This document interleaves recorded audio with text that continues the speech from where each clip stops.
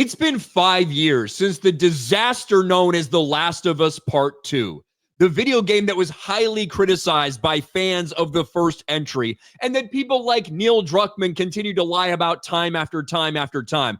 And in fact, it's one of the things that started to launch my channel when they were copyright striking anybody who was even talking about the ramifications of the leaks from The Last of Us Part 2 after they faked the marketing, after they tricked people into buying this game, and it went on to be an absolute colossal disaster for them.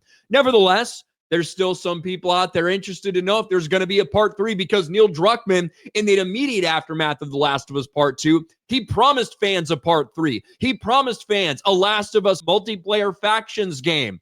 Well, we know Factions has been canceled, and now, at least according to Neil Druckmann, so is The Last of Us Part 3.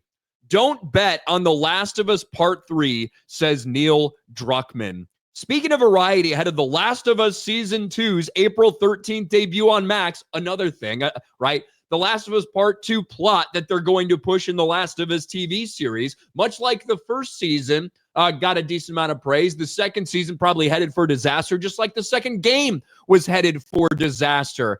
And even when it comes to the casting of Abby, Caitlin Denver as Abby, and I like Caitlin Denver in some things, it's interesting to note that it's going to be a little bit different than what we saw in the game.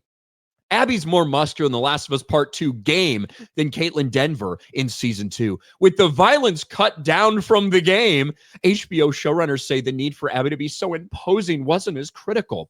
Caitlin Denver wanted to work with us. We wanted to work with her. It's not worth passing it up to continue a search that might never bear fruit to find someone that matches the physicality.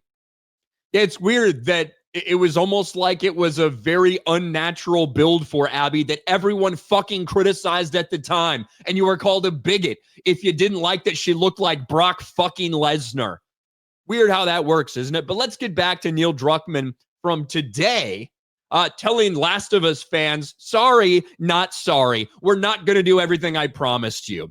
I was waiting for this question about whether or not when we're going to see the next continuation of the story. I guess the only thing I would say is don't bet on there being more Last of Us. This could be it. So this is after he promised fans over and over again that there would be another entry, after he promised fans over and over again that they would have a multiplayer factions game, and both of those fell on the wayside, probably for their new woke space game that they're working on. But it's interesting, isn't it? Like, it was just recently, and Legacy Killer points us out, I swear to God, he was just hyping up a third game. Genuinely wonder what changed, because he seemed quite certain for a while that a third chapter was coming. I guess maybe not anymore, or at least for a number of years. I think they fucking killed it. I don't think anybody has any more interest in the next chapter of that game series after the way that Last of Us Part 2 ended. And to me, this has a lot to do with Neil Druckmann has always just wanted to be a big Hollywood star. And you know what? Now he's attached to a successful TV series, and he goes to the Golden Globe. Nobody fucking took his picture. Nobody called his name. Nobody cared. And now, I don't know how long this has been the case, but not only is Neil Druckmann now gone protected on Twitter, but he's also deleted his entire history other than the Intergalactic, the Heretic Prophet. The trailer that they put out for that, which got completely and totally annihilated by fans, by the way. He's cleared everything out.